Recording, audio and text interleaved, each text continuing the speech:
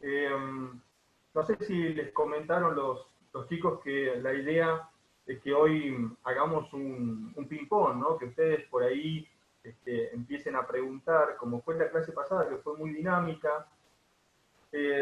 Yo estaba pensando que por ahí podíamos empezar con las preguntas. Antes, obviamente, voy a hacer una introducción a quién es Brea, cuál es el texto, cuáles son las claves del texto, pero después sería interesante que ustedes fueran generando preguntas y a partir de las preguntas yo hilvanar un discurso, para que no sea tan, eh, digo, un monólogo mío, sino un feedback entre ustedes y me tienen como intermediario a mí del texto de Brea. ¿Sí? Así que, en principio, decirles que José Luis Brea da en la Universidad de Carlos III de Madrid, es crítico de arte ahí, eh, y bueno, y eso se debe también a esta forma particular de escribir de Brea. No viene de la comunicación, es un tipo que está muy vinculado al arte y al análisis del arte en vinculación con el uso de las nuevas tecnologías. Nuevas tecnologías también entre comillas. Digo nuevas tecnologías porque es el concepto que más se escucha, pero entendamos que estas tecnologías ya no son nuevas, lo que sí son muy particulares porque han generado cambios muy profundos en las formas de pensar, en la forma de recordar, según Brea, en la forma del arte, en la forma del comercio, en el cambio de una industria basada en la producción de bienes materiales, llámese esto a cuestiones de átomos, a cuestiones que uno puede tocar, a un mercado basado en servicios y en relaciones. ¿Sí? Así que bueno, Brea habla de una metamorfosis. Lo que Brea propone es empezar a pensar justamente este proceso de cambio que se viene dando desde el siglo XVII. ¿Sí? Yo voy a ir mucho más atrás de Brea. ¿Por qué? Porque quiero contextualizar un poco esto de, nosotros llegamos un poco con este recorrido histórico desde el Australopithecus hasta el presente, hicimos así como un viaje muy fantástico en el DeLorean y nos quedamos con que las tecnologías habían tenido una relación muy estrecha en la evolución del ser humano. Pero eh, nos saltamos un momento, que ese momento lo dejé para esta clase, que es el momento donde se empieza a unir ciencia y tecnología, porque eh, la tecnología, como nosotros la pensamos, como esto de los momentos de el paleolítico, después el neolítico, como claves para entender el vínculo de la tecnología con la evolución, eh, estábamos hablando de una tecnología más vinculada a una cuestión de arte. ¿Sí? No tenía una base científica, no tenía un correlato de un conocimiento reproducible. Y hablo de conocimiento reproducible porque me remito a uno de las definiciones de tecnología de Bell que se encuentra en el artículo de Castel, ¿no? Que habla como un conocimiento reproducible. Eh, entonces, siguiendo con esto, con este vínculo entre la tecnología y la ciencia, es muy importante eh, pensar en qué momento se establece ese vínculo. Ustedes seguramente lo han visto con IPC, esto de la revolución copernicana. ¿Sí? ¿Lo han visto? ¿Llegaron hasta ahí? ¿Tuvieron IPC? Ujú. ¿Sí? Dale, Tefa, decía algo. No, pero yo ya lo vi hace bastante tiempo, así que. Bueno, pero seguramente recordás que ese momento fue muy importante porque se establece un vínculo muy estrecho con el objeto tecnológico.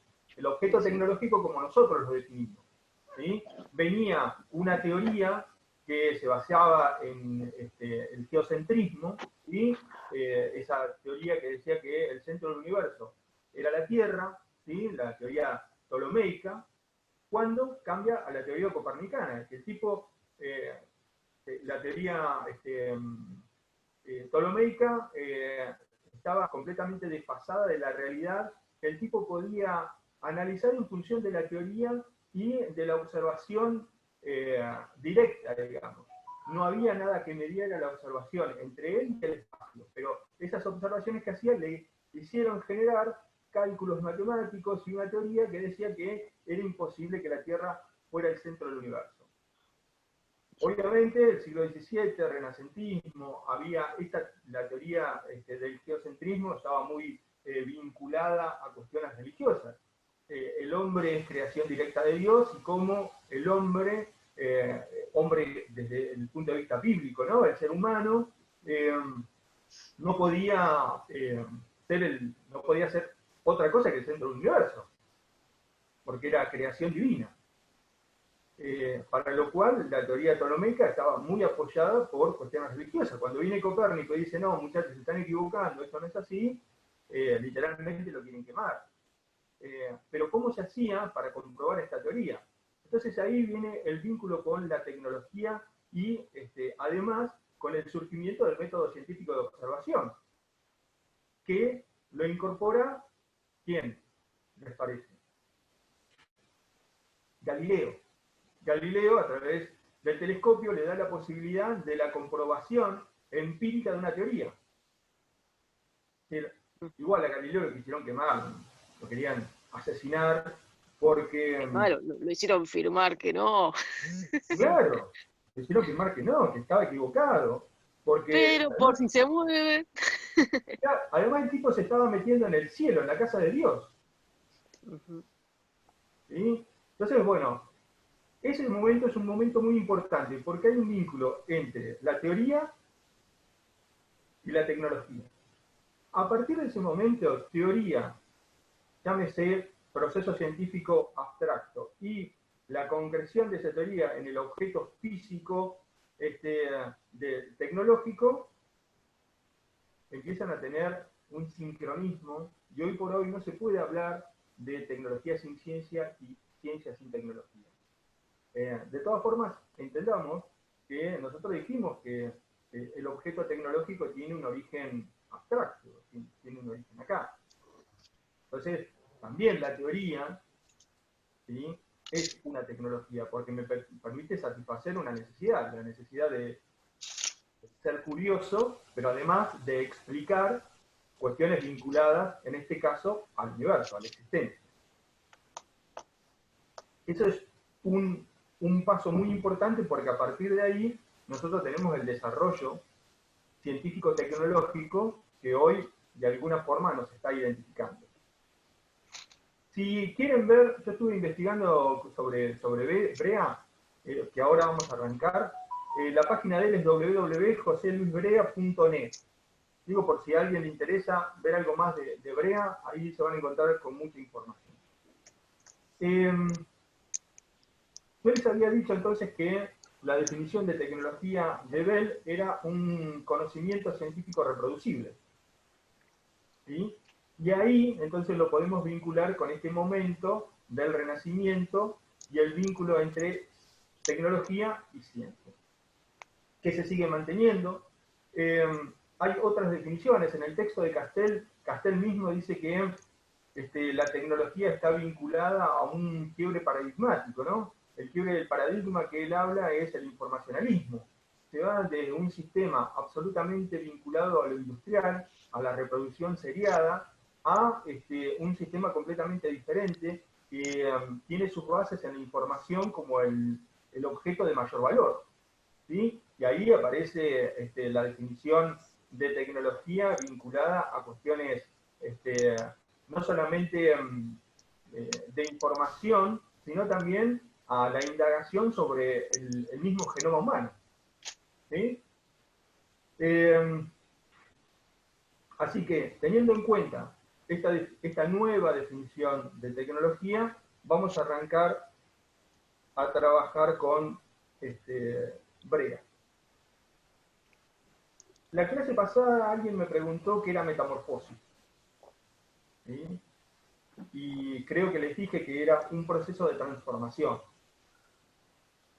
Brea, justamente, todo este capítulo, estas 91 páginas que tuvieron que leer, habla de este proceso de metamorfosis.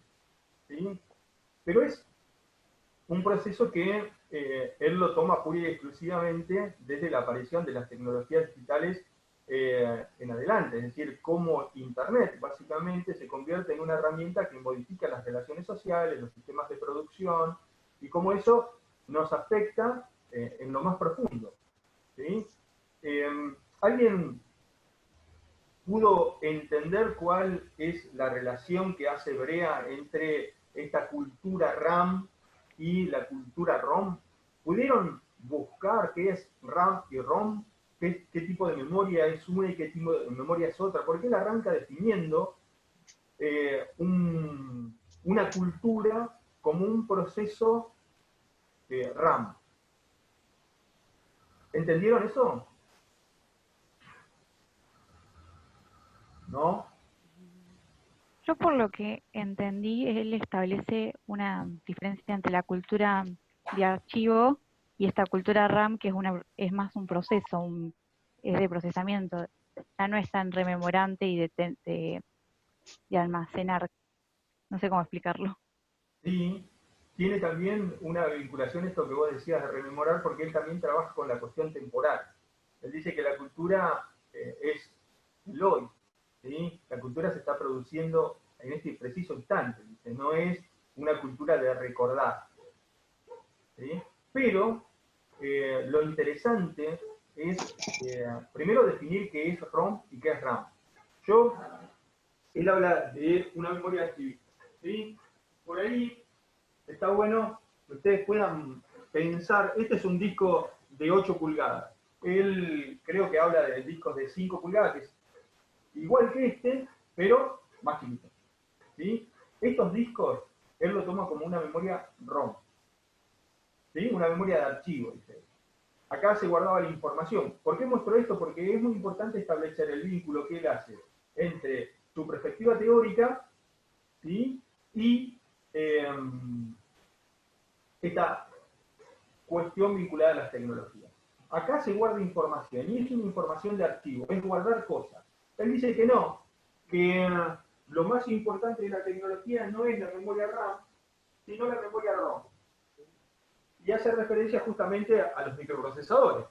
Un microprocesador tiene que ver con esto, que está acá. Esto tienen las compus, ¿sí? Esto es un microprocesador. Lo que hace es utilizar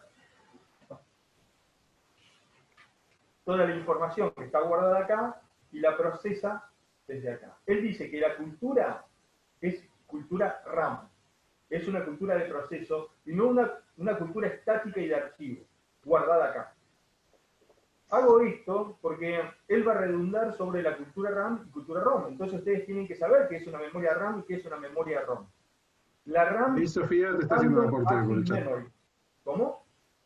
Que ahí Sofía te está haciendo un aporte por el chat que dice, sí, la diferencia que establece entre los ROM lo explica como algo que permanece archivado en la memoria, mientras que la memoria RAM habla de procesos donde las imágenes son del tipo volátiles. Claro, la memoria RAM tiene que ver con esto de Random Only Memory, es decir, memoria de acceso aleatorio, ¿sí? Y lo otro es Reading Only Memory, que es memoria de solo lectura, ¿está? Entonces, él igual cuando habla de disquete, ¿sí? De elementos de almacenamiento, yo haría una diferencia. No es lo mismo una memoria EEPROM donde uno no puede borrar información, que ya viene una información de archivo inmodificable, que una memoria de un disco donde uno puede modificar, ¿sí? Yo creo que él hace más referencia a un tipo de memoria inmodificable, ¿sí? Pero bueno, dicho esto, entonces queda claro que es una memoria RAM y que es una memoria ROM. La memoria RAM es una memoria de proceso. Está vinculado a la utilización de esa información de archivo, de ese dato, para transformarla en información, en algo en proceso. Y él dice que la cultura, básicamente hoy, es una cultura en proceso. Es una cultura que se está generando en el momento presente. ¿Está? Se entendió entonces la primera parte donde él define lo que es RAM, lo que es ROM y la definición de cultura RAM, porque el libro se llama Cultura RAM.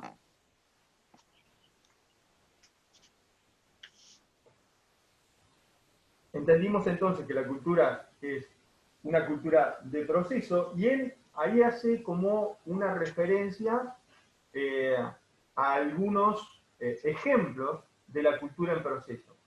Él habla de Wikipedia, por ejemplo. Wikipedia sería una cultura en proceso. ¿Sí? ¿Cómo era Maxi y Nico la enciclopedia antes que venía en CD? ¿En carta? El Encarta. El Eh, Encarta la no vieja. es un producto en proceso. ¿Sí? El Encarta vendría a ser más una memoria de archivo que una memoria en proceso. En cambio, Wikipedia incorpora esta idea de una cultura en proceso, porque está en continuo crecimiento y proceso. Vos, por ejemplo, Tefa, no sé, hablás y te pones a definir sobre cuestiones vinculadas a la fotografía, que yo sé que te gusta, ¿sí? Y subís y haces un archivo en Wikipedia. Primero, te colocas en este proceso de crecimiento de la información, pero además, Wikipedia va a hacer, obviamente, un análisis de esa información y otros wikipedistas van a poder utilizar también esa información para acrecentarla. Entonces, una cultura en proceso. ¿Sí? El ejemplo que él da es Wikipedia, y justamente uno lo tiene que pensar en ese sentido, donde el crecimiento está vinculado a la participación nuestra. Y acá hay un concepto importante que no aparece en Brea, en el artículo de Brea, pero que sí ustedes lo van a vincular, porque Brea es una puerta a pensar el texto de la web 2.0 de Cobo. ¿Sí? Entonces ahí, cuando él habla en proceso, habla de un sujeto absolutamente participativo, donde el sujeto participa en la construcción de la cultura. ¿Sí? Que él dice, ya no es un proceso vertical, sino horizontal. ¿Sí? Ya no es una cultura que viene estipulada por las clases hegemónicas, sino que es una cultura horizontal donde todos podemos participar en la formación y en la estructuración de los procesos culturales. ¿Sí? Y ahí aparece el concepto de prosumidor.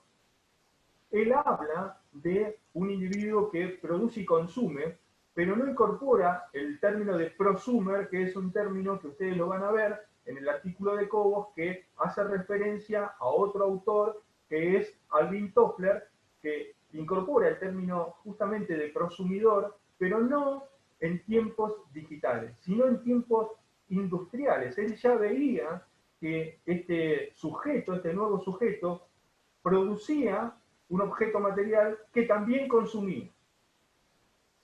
¿Sí? Acá el rol es constante, es un cambio de rol constante. Nosotros, no sé, subimos un post en Instagram, pero accedemos a información generada por el Ministerio de Cultura para saber cuáles van a ser las directivas del ministro en relación a las clases vinculadas a la pandemia.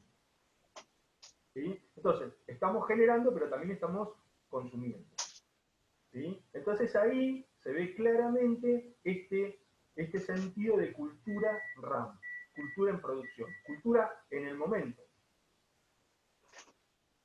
Y también uno puede ver una idea que también van a aparecer en otros textos de otros autores, pero que lo van a ver en Cobo, que está referido a la inteligencia colectiva de Pierre Levy, donde uno se une a otras inteligencias para generar nuevo conocimiento, y ese nuevo conocimiento está asociado a el informacionalismo como un nuevo paradigma, ¿sí? Que ya lo adelanta Brea al artículo de Castel.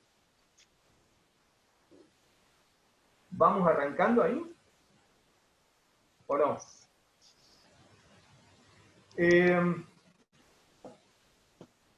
Esta idea, ¿sí?, de Pierre Levy desde la antropología del ciberespacio. Pierre Levy hace una antropología del ciberespacio, ¿no? E interpreta que Internet se comporta como una gran constelación, término que también utiliza Brea para hablar de estas tecnologías y referirnos a la construcción de la cultura, donde cada uno de nosotros que pertenecemos a esta gran constelación que es Internet, nos configuramos como productores, pero también consumidores, es decir, que somos prosumidores en una gran red. Y ahí podemos entender entonces el término de constelación como un concepto vinculado a las inteligencias colectivas.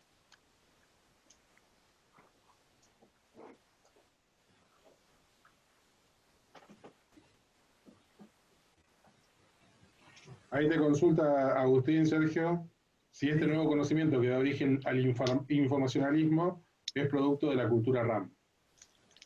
Claro, acá está muy vinculada a la cultura RAM porque es un conocimiento en proceso.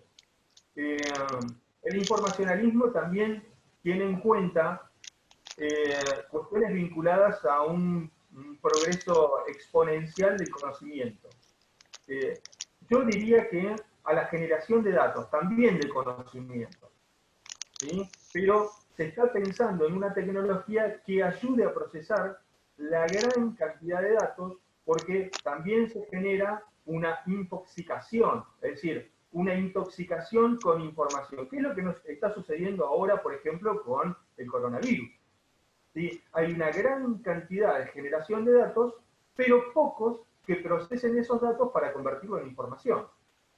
Entonces, el informacionalismo lo que apunta, este nuevo paradigma, es a la generación de información más que a la generación de datos. La generación de datos ya está en marcha. Hoy, cuando uno habla de web, la Internet de las cosas, está hablando justamente de la generación de datos. Un montón de sensores que están generando datos en forma continua. Desde, qué sé yo, no sé.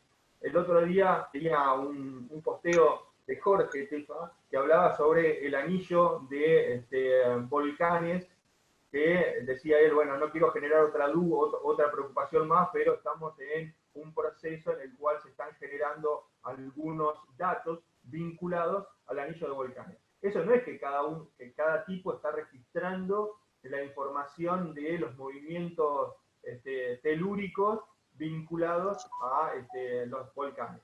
Hay sensores que están generando. ¿Sí? Todo el tiempo se están generando datos, pero no todo el tiempo se puede procesar la gran cantidad de datos. El informacionalismo apunta a la generación de información, no de datos. ¿Se entiende cuál es la diferencia, Agustín? Y en esta generación de información tenemos que tener en cuenta el proceso. Estamos hablando de procesamiento de datos, de proceso.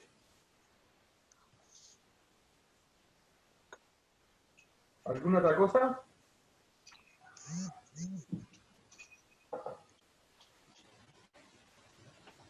Ahí Lucas también pregunta, ¿por qué de información y no de datos? Bueno, lo que pasa, Lucas, que, mirá, por ejemplo, ¿cómo se transforman datos en información?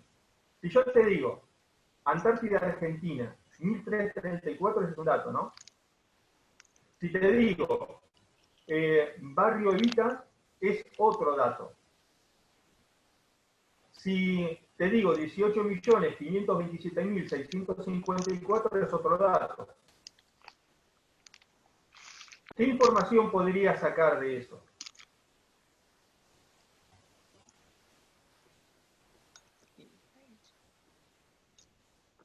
De esos tres datos que te di.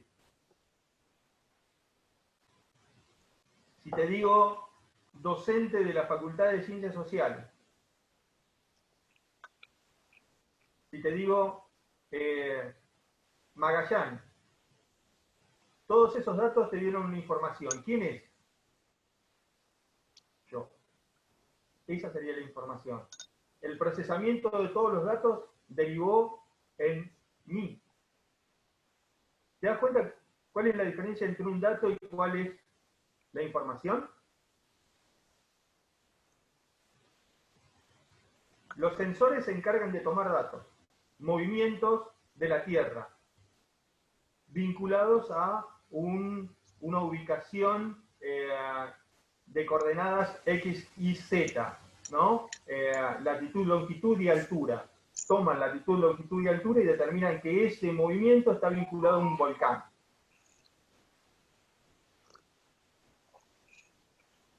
¿Se entendió? Hay que agregar que, o sea, que el conjunto de datos puede llegar a ser información, a conformar la información, tal cual. Es así. Sí, y la asociación de esa información. Ujú. Los datos son datos pelados. ¿Sí? Cuando uno asocia datos, obtiene algún tipo de información. Lo que vos podés hacer es asociar una información con otra información. Es decir, si vos tomás esto que te decía de los volcanes, por ejemplo, podés tomar datos de geoposicionamiento, de coordenadas X, Y, también coordenadas Z, y podés determinar que no es una llanura, que pertenece a un cordón montañoso, y que además de eso, si lo asociás con datos históricos en relación a erupciones, te vas a dar cuenta que son volcanes. Y ahí Agustín sigue agregando, dice, el conocimiento es la aplicación de esa información. Algo de eso habla el texto del primer módulo, creo. Claro. Sí. Ahí estamos conectando diferentes artículos. Y eso es lo que se va a venir en el práctico. ¿Sí? Donde ustedes tienen que empezar a conectar los artículos que han leído. Otra de las cosas que habla Brea es justamente de una memoria nómade. ¿Sí? Esta memoria que va moviéndose, ¿sí? Y también adaptándose. El nomadismo también es un proceso de adaptación. Una memoria que se va adaptando. Lo que por ahí ha generado algún tipo de alertas, y no solamente de ahora, sino que Platón en boca de Sócrates, cuando habla justamente de qué va a pasar con la memoria cuando aparece la escritura, ¿no? ¿Qué va a pasar con esa memoria en proceso? ¿Vamos a dejar de recordar? Porque ya no tenemos la necesidad de recordar cuando escribimos cosas. Bueno, esto también es una alerta a estos dispositivos tecnológicos que generan un cambio paradigmático en la forma de pensar y de recordar, de una memoria nómade, en una utilización de dispositivos para ir dejando información. Es lo que se conoce como memoria transactiva. Esto de que yo deposito en el otro una información que no necesito ahora. ¿Ah? Acá no solamente hablo de sujetos, sino también de tecnología.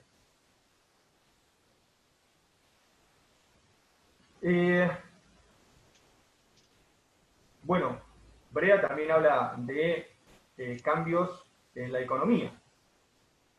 Ustedes vieron ahora las nuevas disposiciones económicas en relación al uso de las tecnologías digitales. ¿Sí?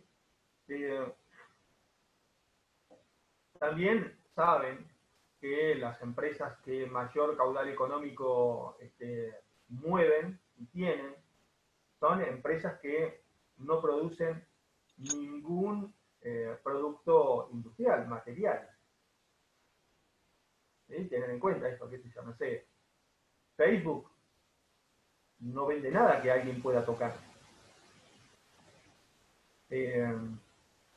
Las empresas de mayor impacto económico no están vendiendo nada, están generando servicios. Y él dice, acá también tiene que ver con una nueva forma de comunicarnos, una nueva forma de producir y de generar información y de generar un nuevo valor a algo inmaterial. Y habla también de una economía RAM, ¿sí? De un proceso económico RAM.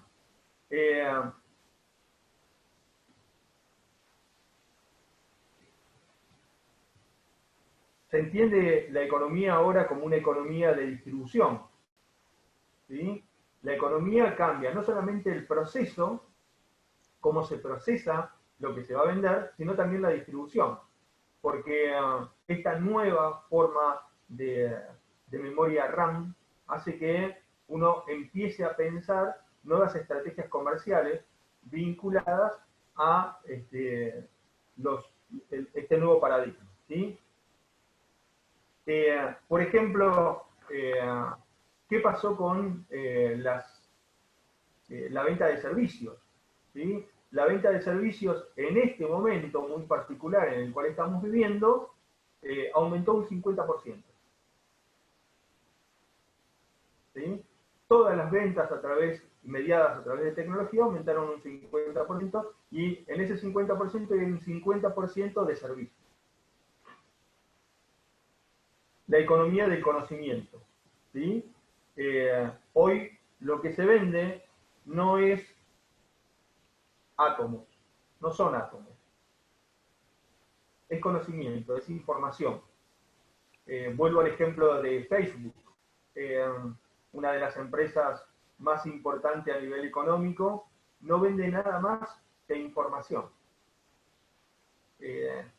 ¿Alguna vez se pusieron a pensar por qué Facebook es gratis? Realmente es gratis. En realidad, nosotros somos su materia prima, todo lo que generamos es materia prima para que ellos puedan convertirse en la empresa más importante del mundo, ¿sí? Y puedan generar al tipo más rico del mundo. No es un altruista, ¿eh? No es que está regalando cosas porque es bueno. Zuckerberg dice, voy a regalarle Facebook a todos, voy a, qué sé yo, vincularme con WhatsApp porque soy tan bueno que les voy a regalar canales de comunicación gratis. No. Y está ese famoso dicho, ¿no? Si hay algo que es gratis, vos sos el producto, entonces, fíjate. Sí. Y Internet hizo famosa la palabra gratis. Todo lo que es gratis, nosotros no la creemos. Es más, una de las palabras más solicitadas en Internet en búsqueda es gratuidad. En esta historia, en esta misma línea de lo gratis, Brea también habla de las cuestiones que tienen que ver con los derechos de propiedad del conocimiento, ¿sí? Y ahí él hace un apartado al copyleft y al copyright, donde, él pone en discusión la cuestión de quién es el conocimiento, ¿no? Y cómo las empresas se tienen que amoldar a este nuevo paradigma, a esta nueva cultura RAM. Esto tiene que ver con un origen muy, muy puntual, que el otro día lo hablábamos con los chicos, y está en relación a el año 1999, cuando una empresa que por ahí algunos se acuerdan, que es Napster, esta empresa o este software que después se transformó en icono empresarial, tenía que ver con el compartir. Y Brea habla del trueque digital. Y acá se está hablando de una cultura completamente RAM, donde esta empresa lo que proponía era el intercambio de archivos musicales, básicamente, y después se transformaban en todo tipo de archivos. Y era un intercambio peer-to-peer, P2P, que por ahí lo han visto como P2P. ¿Esto qué quiere decir? De computadora a computadora, ¿sí? Entonces, yo tenía archivos que vos venías y sacabas de mi máquina y vos tenías archivos que yo podía servirme de tu máquina. ¿Está?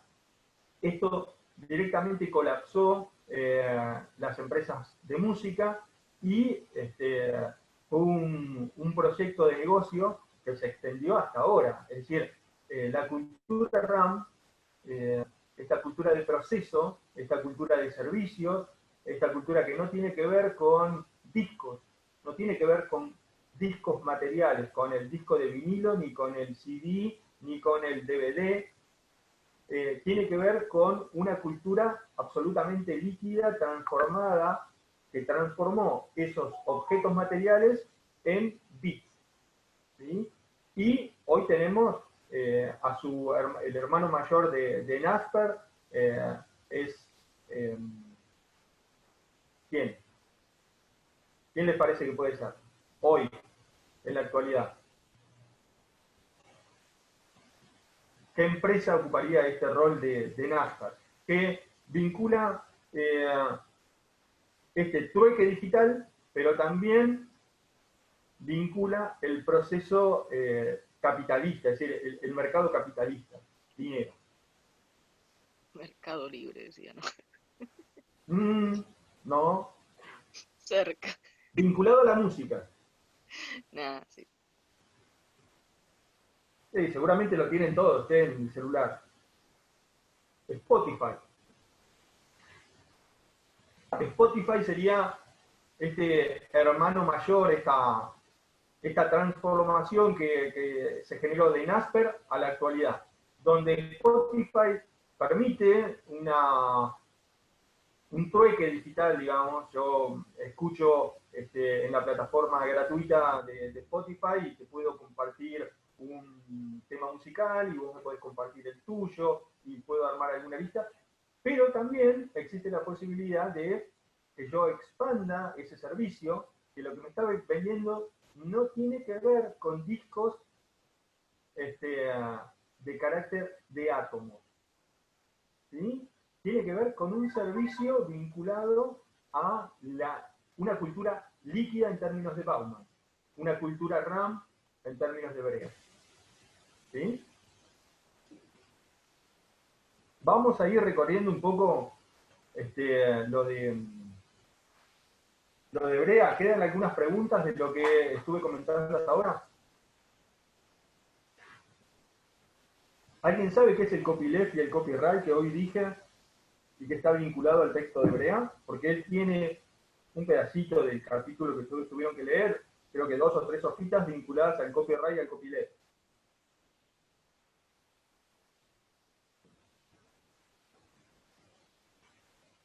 Tiene que ver con la propiedad intelectual. ¿Sí?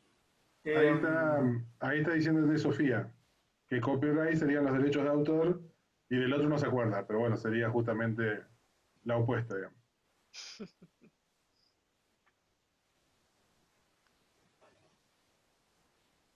No te escuché muy bien, Maxi.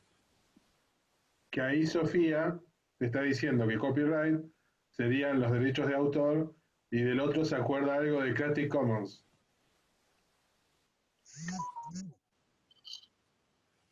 Claro, es más, Brea hace la mención de Creative Commons porque habla de Lessing. Lessing es el creador de Creative Commons, ¿sí? Son derechos que uno puede limitar esos derechos con el Creative Commons. Uno puede poner un Creative Commons completamente libre, ¿sí? Pero otros con determinadas restricciones, que por ejemplo, sí, vos lo puedas reproducir, lo puedas publicar, pero diciendo de quién es ese producto cultural, ¿sí? Entonces Brea también habla de que esta cultura RAM generó un quiebre en el copyright, en el derecho de autor, y aparecen nuevas alternativas, como el copyleft vinculado a esto de la propiedad intelectual, de las licencias GNU, dice él, ¿sí? Vinculado más al software libre, o a las licencias de Creative Commons, vinculado más a Lessing, y las de GNU a Richard Stallman, ¿no? Que es el que genera este GNU, ¿sí? Vinculado al software.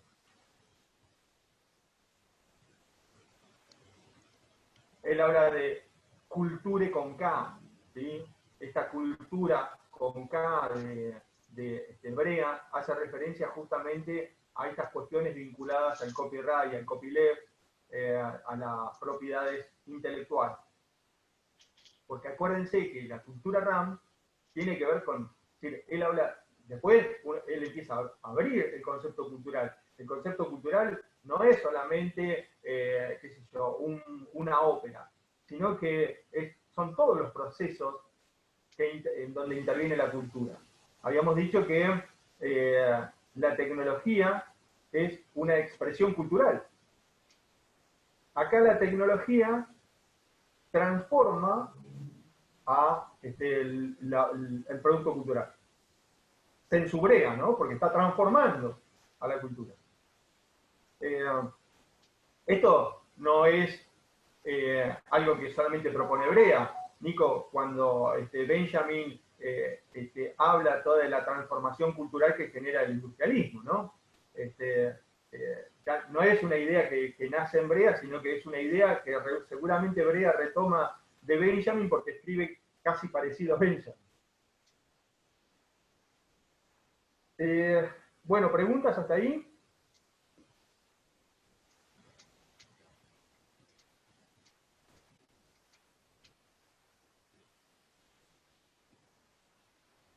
Obviamente que esto también genera nuevas formas de narrar, de contar. La cultura tiene que ver con los procesos narrativos.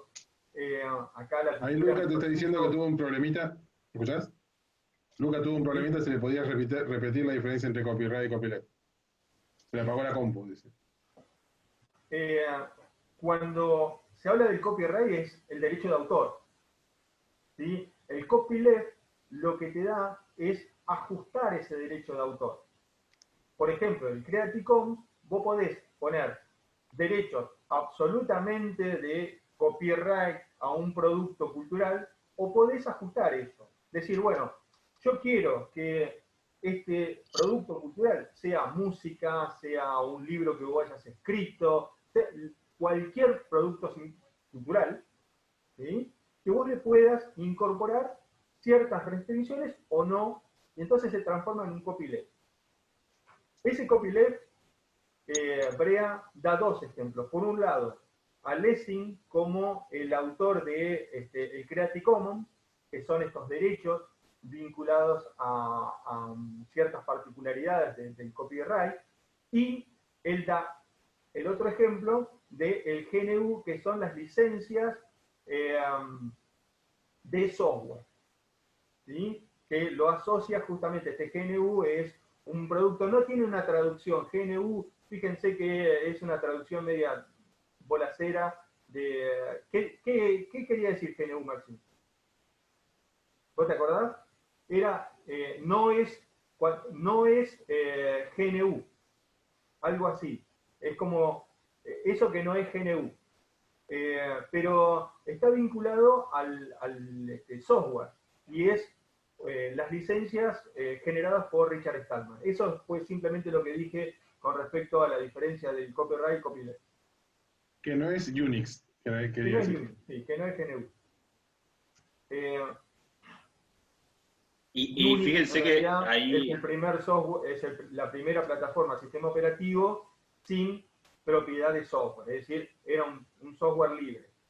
El software libre, hago esta aclaración porque por ahí se malentiende, el software libre no es gratuito. El software libre puede ser pago, ¿sí? Pero las libertades de este GNU hacen que vos puedas compartirlo, que puedas modificarlo, ¿sí? El GNU, la licencia GNU, hablan de que una vez que vos comprás el producto, este software, tenés ciertas libertades. Por ejemplo, los software privativos, por más que vos compres Windows, no estás comprando Windows, estás comprando la licencia de uso de Windows.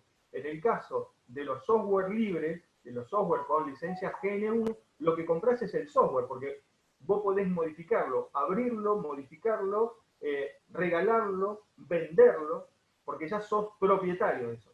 Nadie puede vender Windows por su cuenta.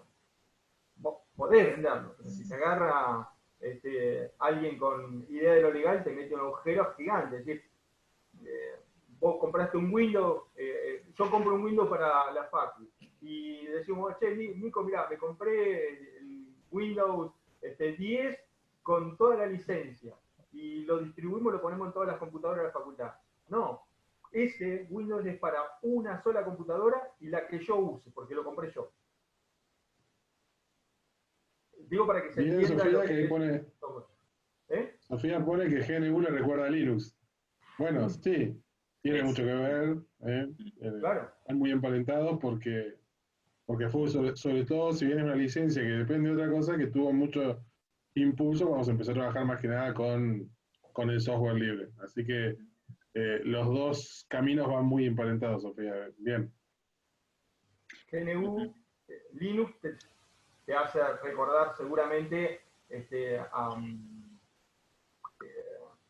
no a Stallman, sino a Linus Torvalds, ¿sí? Porque Linus es el que crea Linux, ¿sí?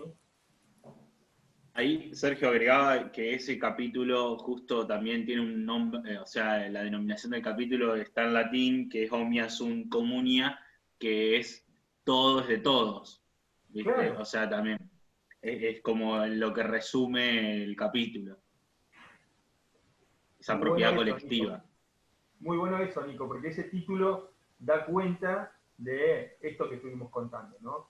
En realidad, la cultura RAM aboga por un conocimiento colaborativo, aboga por la idea de Matsura de no colaborativo, sino de una estructura de colaboratorio, ¿no? Donde todos participan en función de la construcción de un conocimiento global y democrático. Pero también en el texto de Brea se ve cierta duda sobre si Internet es absolutamente democrático. Hoy, por ejemplo, nosotros nos estamos dando cuenta de cuán importante es esta tecnología cuando Internet es considerada como un derecho humano. Porque hoy las empresas no pueden dejar sin servicio a aquel que no puede pagar su conectividad.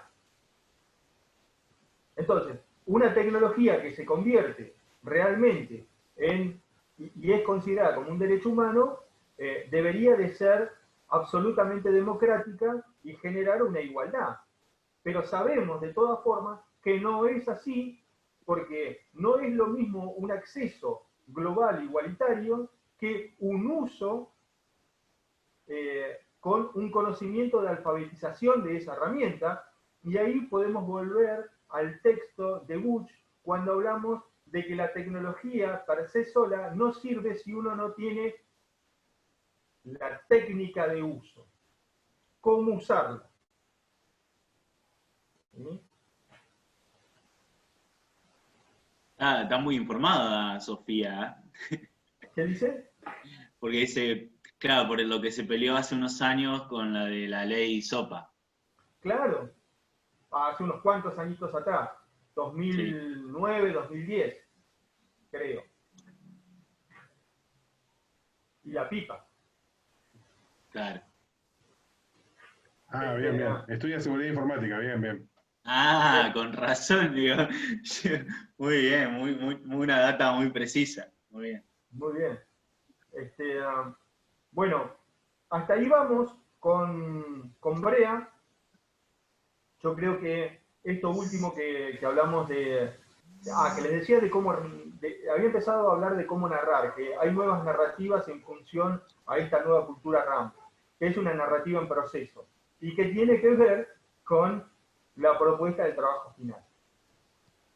¿Sí? Porque esta narrativa en proceso tiene que ver con un rol activo de una construcción constante de una narrativa que nunca termina. ¿Sí? Que tiene que ver justamente con lo que comentábamos la otra vez de la transmedialidad, ¿sí? De nuevas estructuras narrativas transmediales, en donde ahí bien se puede ver esta idea de Brea de una cultura RAM, una cultura en proceso. Una narrativa que no tiene un plot inicial, que no tiene un inicio, no tiene un capítulo 1, renglón 1 predeterminado, sino que es algo que uno puede entrar en una estructura de red, ¿sí? No una estructura lineal, y es más o menos la idea también que propone Brea cuando te dice, como dije en la hoja número 5, y vos vas por la 25 y tenés que volver a la 5 porque ya te olvidaste, y ahí empezás a ver que esta linealidad también se rompe con esta estructura RAM, porque la estructura lineal de narración es algo que estamos perdiendo. Cuando ustedes navegan en Internet, lo hacen justamente en una forma no lineal y muchas veces abogando a la construcción de una narrativa transmedial. Decíamos el caso de Wikipedia, cuando uno es wikipedista y sube información, cuando uno navega pero además postea, cuando uno navega y además genera un like, cuando ese like genera a un Instagramer, por ejemplo, como un influencer. Entonces, se van generando narrativas transmediales que lejos están de las narrativas comunes lineales. Por lo cual, es una cultura RAM. Uf, me cansé.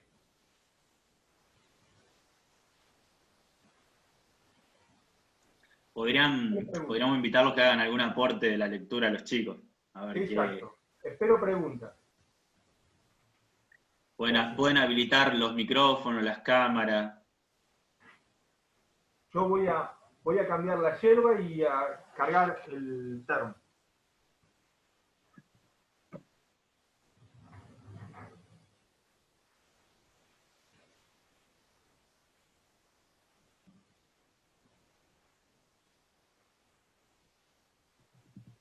Maxi les puede enseñar a poner fondos falsos, así se animan a las cámaras y algún programita para cambiar la voz, si quieren. Cuesta activar el micrófono. Bueno, a ver, yo activo. Arre. Muy bien, No, Sofía. están muy buenos los temas y eso, lo que tiene es que son muy extensos, reconozco. Son textos muy largos y es como que se ponen re molestos. Pero sí, por momentos es como que me marea un poco las explicaciones y eso, y es como que las tuve que releer 5 veces. Por ejemplo, a ver, para que estoy acordándome el texto de Brahe, si mal no recuerdo,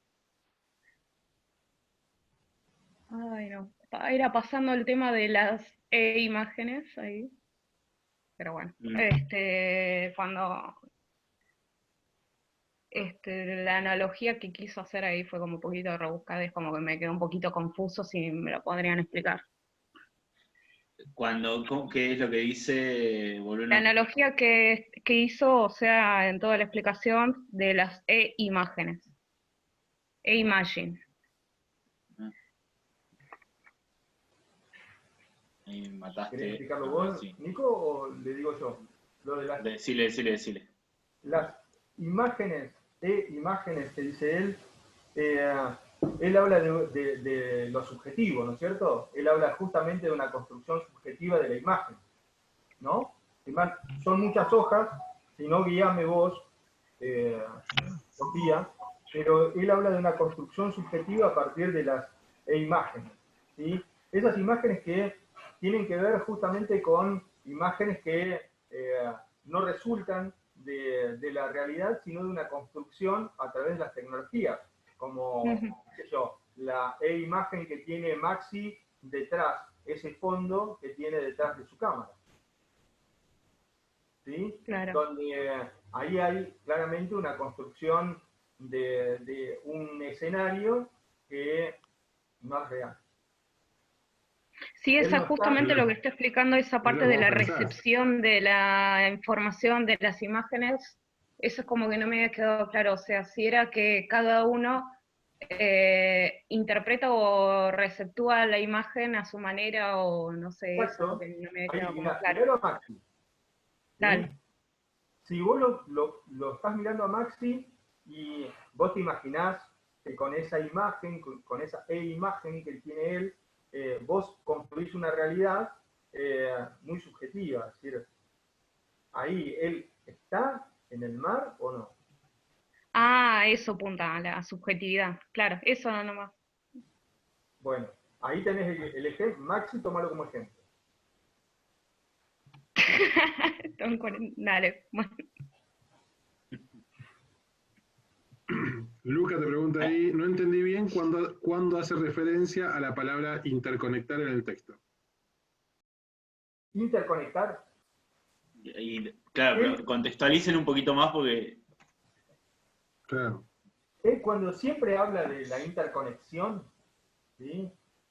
Y lo refiere a la cultura RAM, La cultura RAM sin interconexión no existe, porque él la vincula justamente con la tecnología base que es Internet. Y Internet sin interconexión no existe. Internet es, por definición, una red de nodos conectados entre sí, con una topología particular. Pero la interconexión tiene que ver con la posibilidad de conectarte, pero también con la posibilidad de construir en el mismo momento, y por eso él hace referencia a una cultura en proceso. Si no hay interconexión, no hay proceso, no hay construcción. Y Alexis te pregunta cuál es el concepto que usa Benjamin, de Benjamin que usa Brea sobre la subjetividad. Lo que pasa es que en ese caso, yo hoy cuando te decía que hace mucha referencia a Benjamin y hablaba de la cuestión del industrialismo, pensemos que hoy las tecnologías digitales tienen un potencial mucho más grande que las tecnologías de la industrialización. Y cuando aparece la industrialización, se habla de la reproducción del arte, pero con la pérdida del aura, es decir, con esa pérdida directa con la esencia de lo artístico. Hoy lo digital tiene que ver mucho más con esa reproducción, tiene que ver con un remixado de arte, o no sé, estaba viendo, por ejemplo, cómo hay una secuencia de cuadros, ¿sí? De pinturas, que hacen referencia a la cuarentena, ¿sí? Y ahí hay una remixación y hay una reinterpretación y una pérdida de ese contenido simbólico artístico en función del uso de estas tecnologías que son mucho más potentes que las que hacía referencia a Benjamin en relación a lo industrial.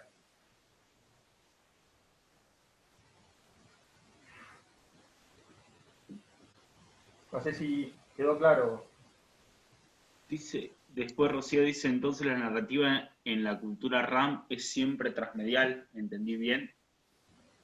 Creo que la cultura RAM hace referencia a, creo no, cuando Brea habla de cultura RAM, hace referencia a una cultura en continuo proceso.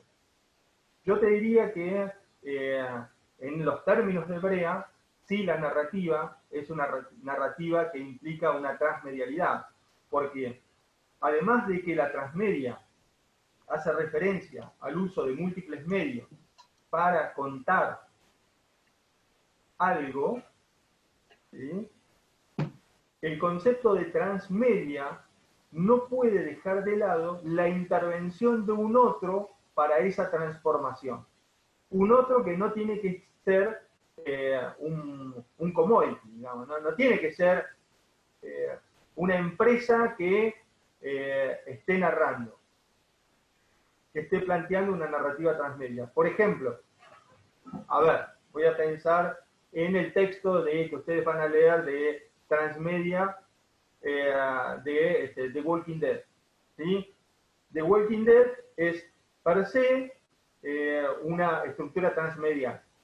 ¿Por qué? Porque la serie sale de un cómic, porque esa serie después tiene webisodios, porque tiene podcast, pero además de que la misma empresa que promociona su producto está haciendo esa narrativa transmedial. Incluso hay otras empresas que se prenden y hacen, qué sé yo, el videojuego de Walking Dead.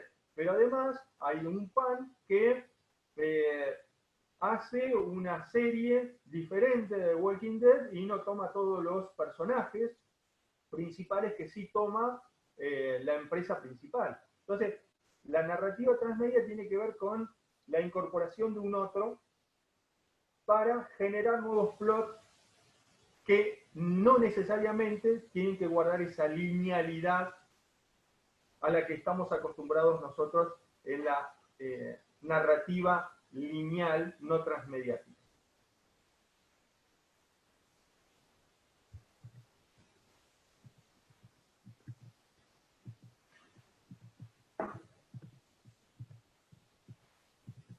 ¿Estamos?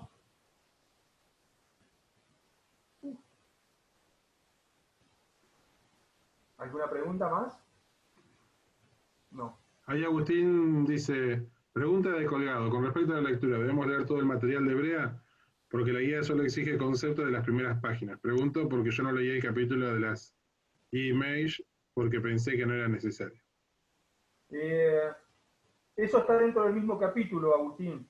Tenés que leer hasta la página 90. A ver. No, en realidad, Sergio, había un recorte más chiquitito, Sí. obligatorio, pero se sugiere que se lean el material completo a lo largo de la cursada. O sea, para poder hacer la guía era un recorte más chico, no era todo. Lo que pasa es que por ahí, si lo lees todo, Agustín, ¿era?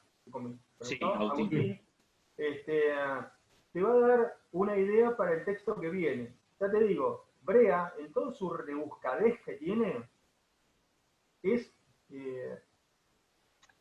a mí me resulta muy interesante porque hace un planteo que te hace reflexionar sobre el momento actual. ¿Sí? Y es un texto viejo, el de Brea. ¿Sí? No es un texto nuevo. No recuerdo bien cuál es la fecha, pero creo que desde el 2007 es Brea. Sí. Sí, 2007. 2007. Sí, 2007. Bueno, es un texto viejo. Sí. Mucho más cercano tenemos el de Web 2.0. Pero Web 2.0, que creo que es del 2014, el de Cobo. Cobo Romaní. Pero él lo que hace es toda una secuencia más histórica, ¿entendés? Él hace como algo muy secuencial, no analítico, si bien coloca, obviamente, autores como Pierre Levy, como Reingold, como Matsura, como Tim Berners-Lee, hace una recopilación, pero lo toma como muy lineal, ¿entendés?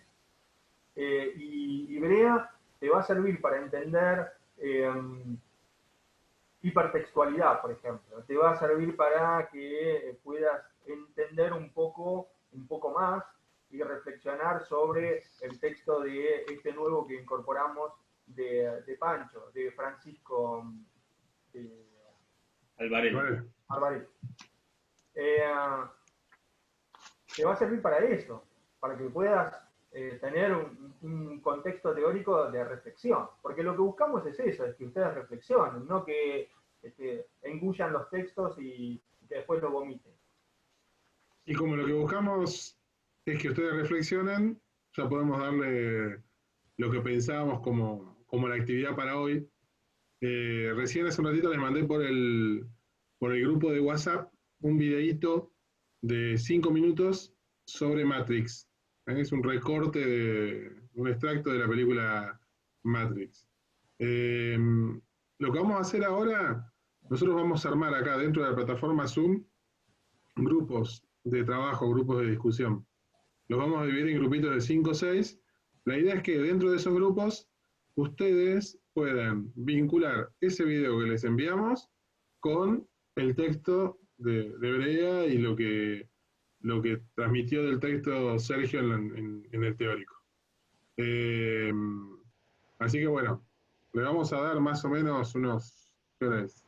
Y 20, le damos unos 20, 25 minutos como para que puedan ver el videíto, puedan construir algo y volvemos y cada grupo comenta lo que pudo construir. ¿Les parece bien? Bueno, si no les parece bien, igual lo vamos a hacer. Sí, sí. Para que ahí dice Agustín que no entendió. Que ahí lo que vamos a hacer, Agustín, es que vamos a dividirlos en grupos. Yo voy a asignar grupos por la cantidad de integrantes que son, vamos a ver más o menos grupos de 5, para que vean el video que les mandé por el grupo de WhatsApp sobre Matrix y vinculen ese video con el texto de Hebrea.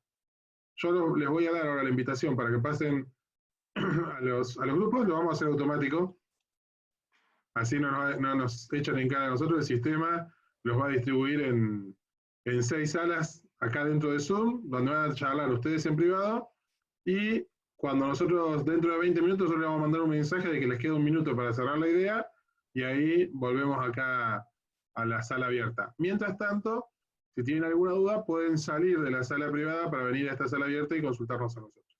En el grupo, y quedó más o menos esto.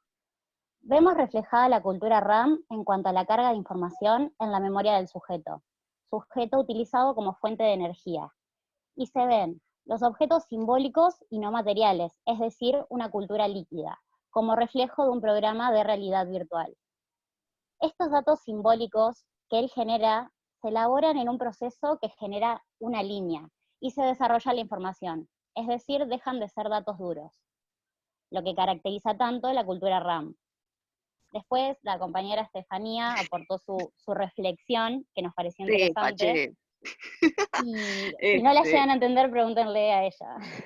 Nada, pero más que nada, a mí o sea, lo relacioné también con las cuestiones que hemos visto ya en la clase, en la primera clase, ¿no? Entonces noté algo así como, bueno, esta cuestión de, en este segmentito nomás de la película, la paradoja de la existencia y la supervivencia de la humanidad a través de máquinas, que es lo que le cuenta este muchacho a Neo, ¿no? En el contexto de un paisaje que responde a la pregunta del para qué con la destrucción de su ambiente. Y junto a ello, la domesticación y el uso del hombre como un insumo tecnológico por parte de su propia obra. Eso. Fin. Sí, básicamente bueno. eso. Bueno. Bien. Bueno, interesante los análisis que hicieron. Nosotros vamos, esto lo estamos guardando, así que bueno, vamos a hacer después una devolución general acerca de estos aportes y estas lecturas que ustedes hicieron en el aula para la semana que viene como una devolución del trabajo. Pero bueno, me parece que estuvo lindo, porque a pesar de que fue poquito tiempo, porque ya de los 20 que les dimos tenían 5 para ver el video. Y 15 para la descarga. Tenés razón, sí. Sí, Eh, yo creo que, a ver, también un poco aportando a lo que dijeron, me parece que lo que rescata cuando el texto también hace referencia a estos escenarios, a estos escenarios que presenta Brea, lo que él destaca también es esta realidad siempre es producida y que también se va dando por la misma incompletud del sistema, o sea, un sistema que tiene esos agujeros, esos baches, que también permiten que se vaya generando, ¿no? Me parece, a ver, Sergio, si va por ahí, ¿no? La incompletud es, creo, el motor de esta reflexión que hace Brea. Una incompletud que sigue estando, ¿sí? Que no es que completa, sino que justamente genera nuevos espacios vacíos para que sean generadores de una nueva cultura, esta cultura RAM. Exacto. Es una cultura en proceso, o sea, nunca se termina. Me parece que ahí también tiene esta idea de la... Porque si fuera finita, transmedialidad.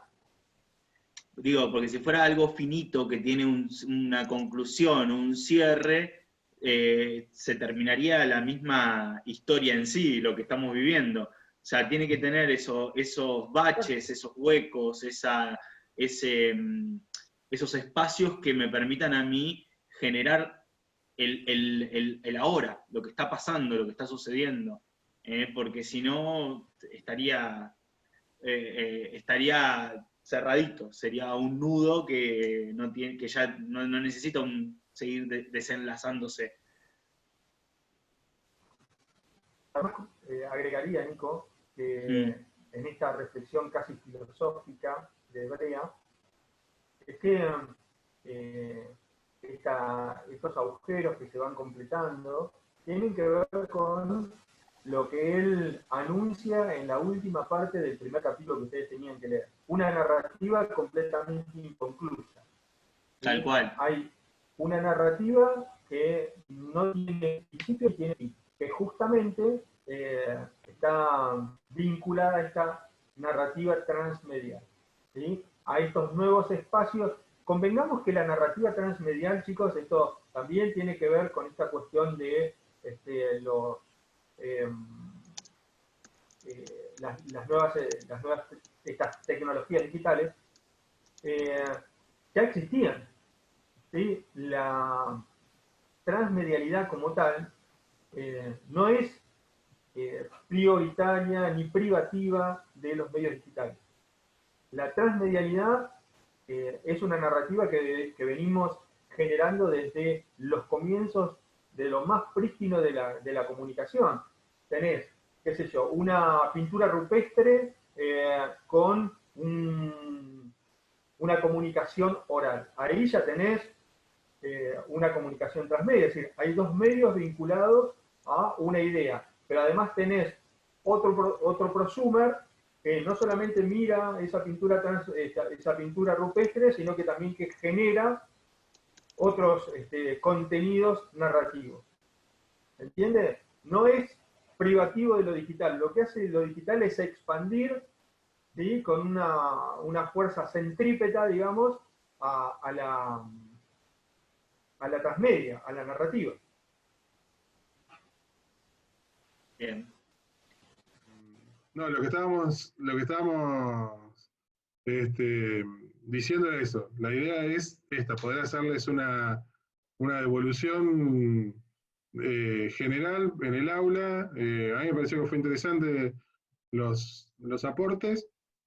Nos queda, como le decíamos hoy, hay varios que todavía faltan entregar el segundo trabajo. Si quieren, tienen dudas, tienen preguntas para hacer, nosotros estamos acá con lo que duraría la clase hasta las 6, estamos conectados con Nico, nos pueden consultar por el WhatsApp o por lo que les quede cómodo hacerlo. Mica, la fecha de entrega del trabajo 2 era hoy, pero bueno, si el que esté complicado, podemos dejarlo unos días más, así que no hay problema, nos van avisando y lo vamos generando. Fíjense que ahí tienen dos opciones de entrega. Una es por la misma plataforma de Moodle, o la opción 2 es subir el trabajo en Drive. ¿Por qué tienen esas dos opciones? Porque muchas veces han tenido problemas para subirlo a través de Moodle, entonces por eso se habilitó esa carpeta en Drive, para que quien no pueda use ese lugar para poder subirlo.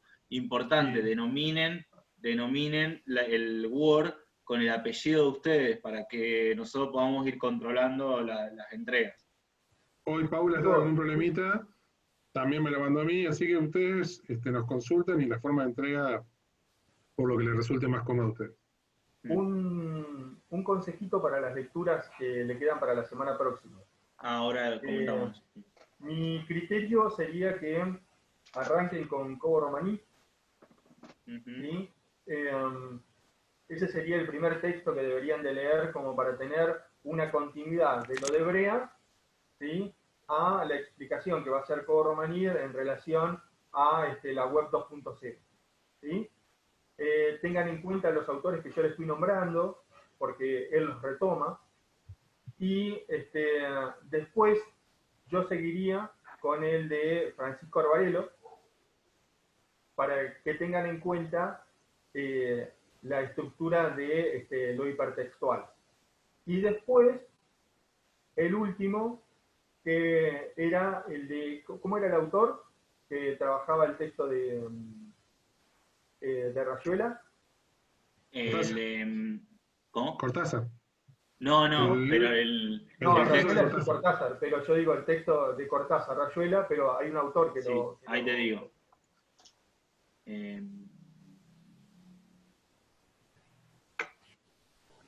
el texto bueno, es un texto cortito. que justamente le va a servir para analizar el texto de Rayuela y también Jardines de Borges, que hace alguna alusión. Pero vayan leyendo, chicos, porque si no, la clase se les va a hacer muy pesada. Digo, el que no leyó hoy Brea y me escuchó, habrá pensado que estaba hablando en chino básico o mandarín. Así que yo les aconsejaría que vayan leyendo, porque si no, la clase se va a tornar pesada.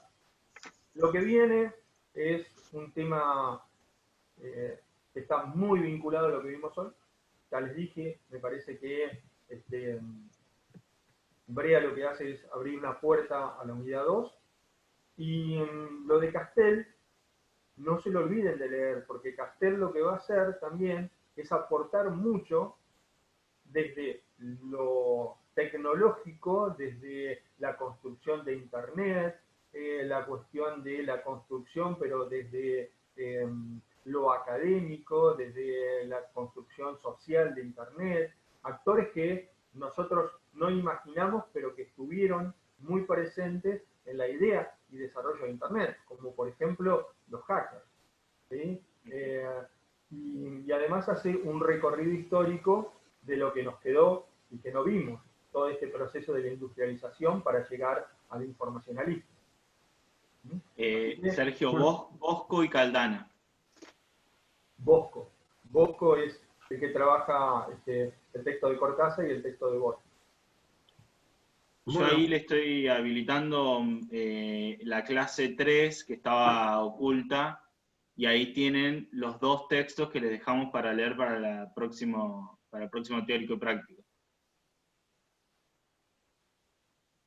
Bueno, por mí nada más, yo los dejo con Max y con Nico, como para que si tienen dudas puedan hablarlo con ellos. Chicos, sí, una cosita, a ver, Sergio, si coincidís con esto, para los que no terminaron la lectura del texto completo, digamos, de Butch, de Brea, lo que continúa a partir de las páginas siguientes es lo que él presenta como microescenarios, que tiene una particularidad. Él habla de un déjà vu invertido, o sea, hablan desde un presente hacia un futuro que no pasó. Exacto. Y está pensado, fíjense que cuando lo lean, son artículos que eran sacados en la revista Vanguardia, por eso también van a ver que son pequeños fragmentos, no es que están muy conectados con la introducción que ya leyeron, pero son fragmentos que él publicó en esa revista.